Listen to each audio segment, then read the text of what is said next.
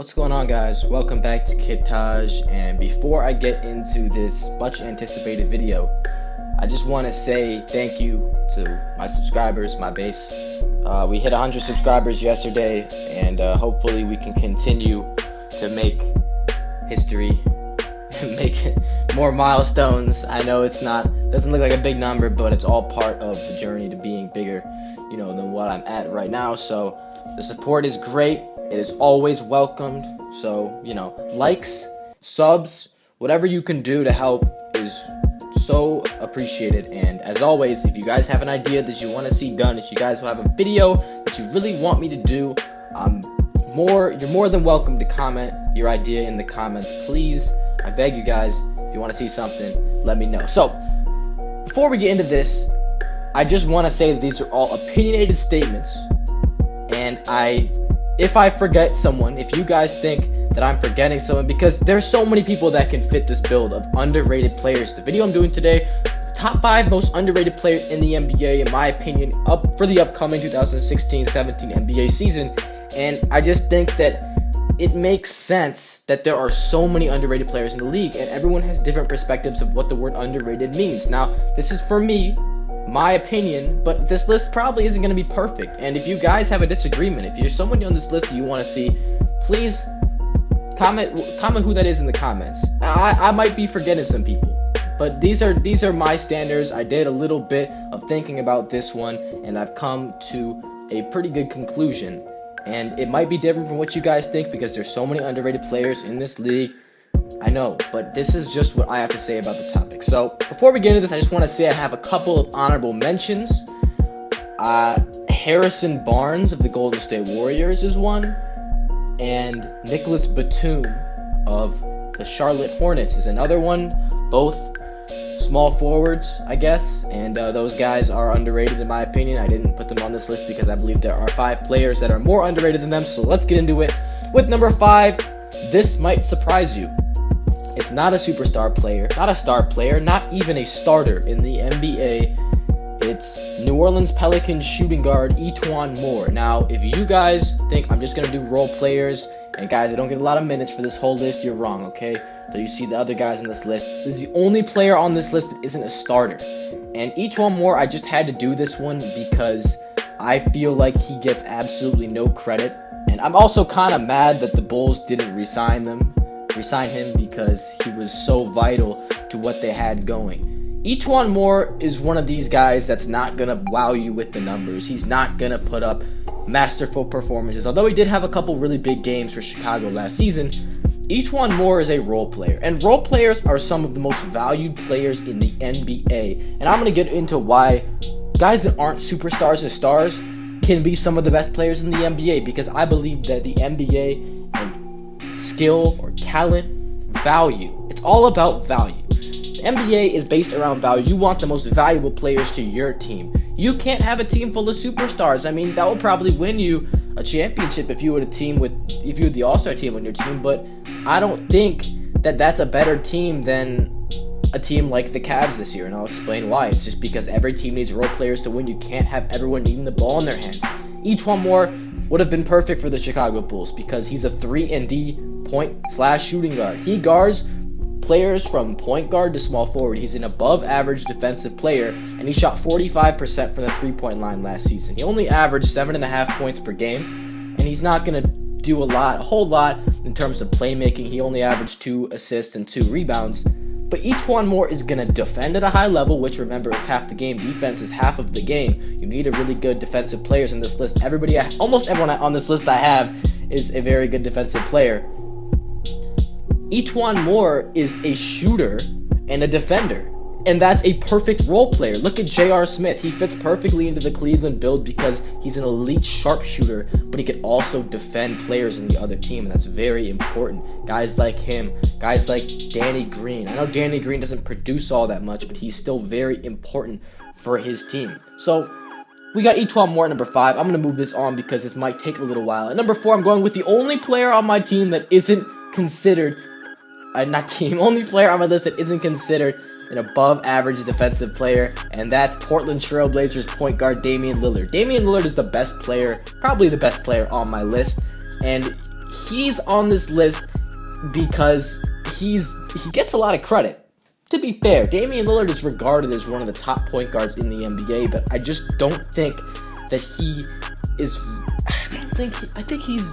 Look, I have a hard time explaining these, but Damian Lillard doesn't get enough credit for last season. Now, some of these players on these lists might be like based off of one season in the NBA. I know that's what it's about. It's about your last season in the NBA and how people should be regarding you as better than you are regarded as. Damian Lillard is regarded as a really good point guard in the NBA that can score at will, but what people don't know about Damian Lillard is how much of a leader he is. And this is very important because the goal of an NBA game is to win games. As long as you're winning games, I don't care if you can't shoot or you have a defensive weakness. If you win games and you win the championship, it doesn't matter, okay?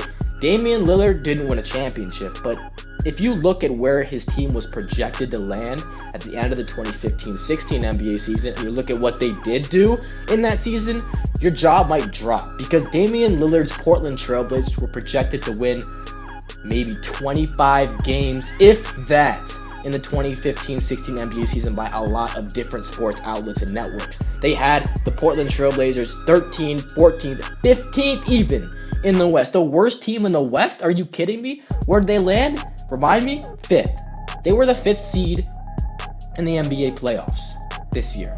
And they made some noise. They actually won a first-round series, and they beat the Warriors in a game. They probably should have won more than one game, actually, because they were playing really well, but they proved how underrated and how good they are. And it is almost exclusively to the skill level and to the leadership of Damian Lillard. Now, don't get me wrong. Guys like CJ McCollum. CJ McCollum is a star. I mean, I don't know about superstar. I don't know about MVP candidate. But the way that he helped his team win this season was absolutely incredible. CJ McCollum as a scoring force, he jumped from like, I don't know how many points, like 8 points a game maybe. He averaged like 21, 22 a game this year. Unbelievable numbers. So CJ McCollum was making noise for the Blazers in terms of scoring the ball. And he was a very good compliment to Damian Lillard in the backcourt. But Lillard did such a good job leading. He averaged 25 points and 7 assists a game and led his team to the 5th seed in the NBA playoffs. That's not something that he gets a lot of credit for, leading his team there. People expect a player like Lillard to lead his team to the playoffs because he's Lillard, but they didn't really know. A lot of people don't know about that backstory and how terrible the team was supposed to be. I mean, they started Al-Farouq Aminu, Mo Harkless, and Mason Plumlee, who are 3 guys who weren't projected to be any good at all. They were like fillers. Same with CJ McCollum. People didn't know how good he would be. And he was decent at the time, but it's not like people thought he would turn into what he did. Damian Lillard led this team. He led the starters, bench. A lot of guys you didn't know before this season, but now they're a significant team in the Western Conference because of him. At number 3, I'm going with Los Angeles Clippers center DeAndre Jordan. Now, DeAndre Jordan is a star in this league.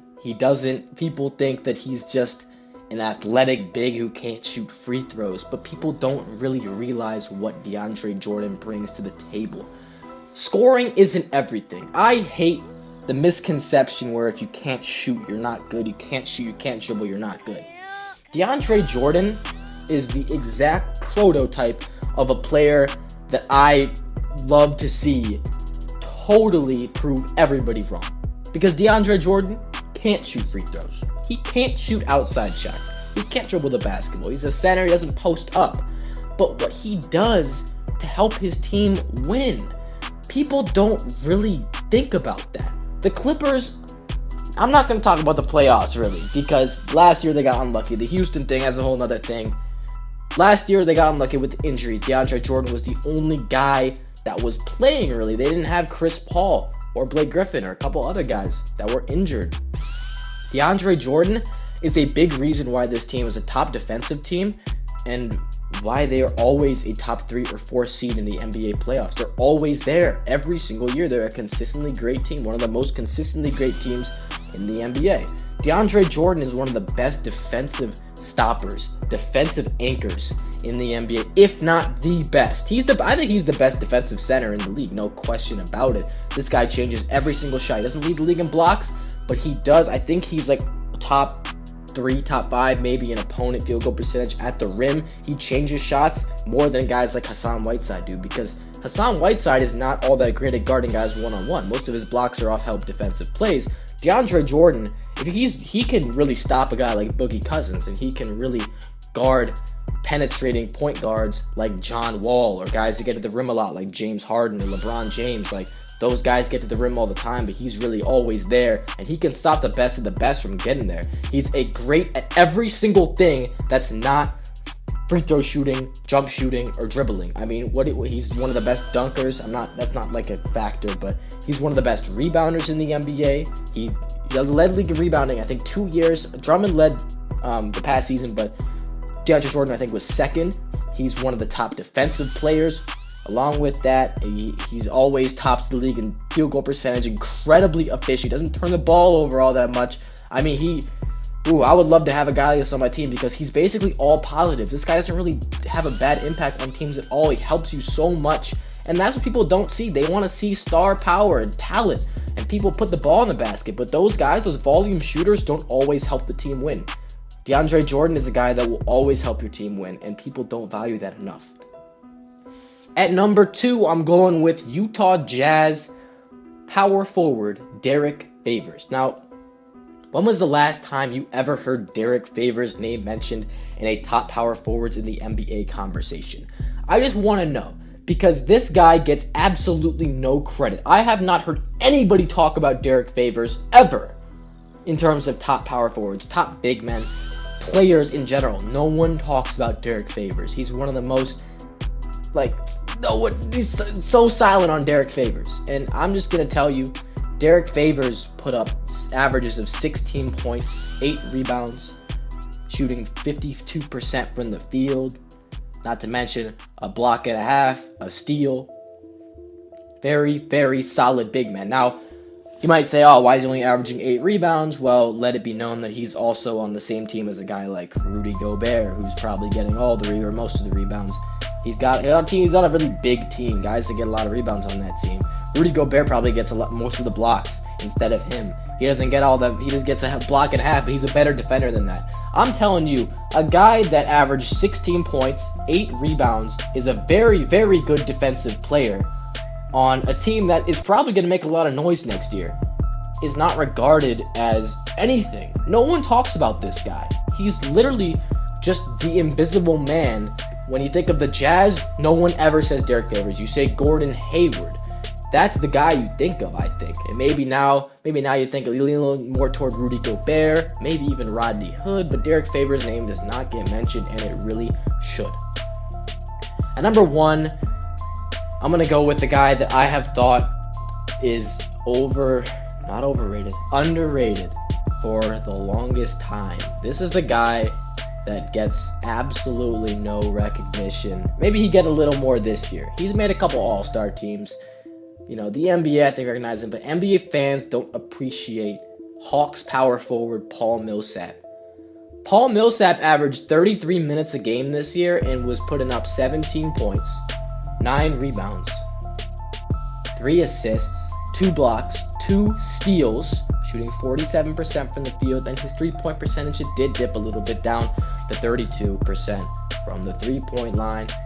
He was a good free throw shooter, 76% there, but the thing about Paul Millsap is that he has virtually no weakness as an NBA player, and he's another one of those guys that he's only helping your team win. Paul Millsap is one of those guys that does not need the ball to help you win, like DeAndre Jordan, like Derrick Favors.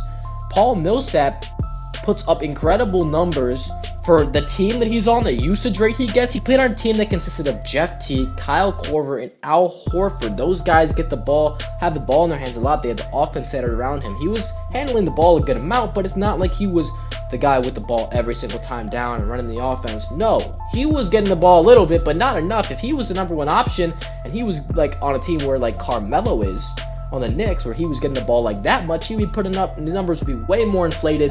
But it's not about the numbers for Paul Millsap. The numbers are great as it is. The defensive numbers, absolutely staggering. The 2 blocks, the 2 steals. Who else is putting up numbers like that? Maybe I'm inflating a little bit. 1.7 blocks and 1.8 steals, but it's damn near what I'm saying it is. His block numbers went up so much.